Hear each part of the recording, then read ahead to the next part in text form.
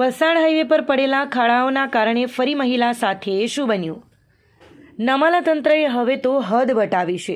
રોજબરોજ હાઈવે પર પડેલા ખાડાઓથી નિર્દોષ લોકો જીવ ગુમાવી રહ્યા છે, ત્યારે હાઈવેના જવાબદારો સામે અકસ્માત નહીં પણ હત્યાનો ગુનો દાખલ થાય તેવી લોકમાંગ ઉઠી રહી છે.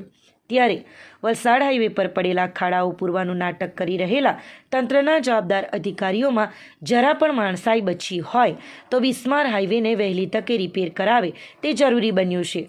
આજે બનેલી આ કરુણ ઘટના અંગે સ્થળ પરથી મળેલી માહિતી પ્રમાણે વલસાડના છીપવાડ ખાતે રહેતા દેવેન્દ્રભાઈ ભંડારી અને તેમના પત્ની અનિતાબેન બંને જણ તેમની Activa moped number GJ15 AK 5780 પર પારડીથી વલસાડ તરફ જઈ રહ્યા હતા.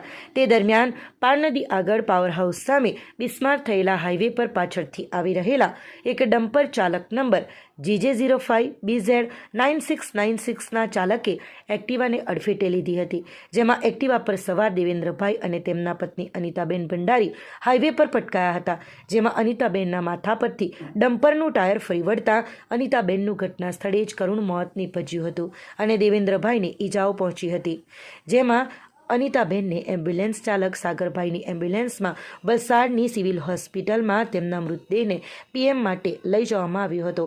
આ બનાવ સમયે ત્યાંથી પસાર થઈ રહેલા સલવાવના વિમલભાઈ પટેલે અકસ્માત કરનાર ડમ્પર ચાલકને જોઈ લીધો હતો અને તાત્કાલિક પારડીના શૈલેષભાઈ પટેલને આ બાબતે જાણ કરતાં શૈલેષભાઈએ પારડી પોલીસ મથકના PIનો સંપર્ક કરી ડમ્પર ચાલકને ડુંગરી હાઈવે પરથી ઝડપી પાડવામાં આવ્યો હતો.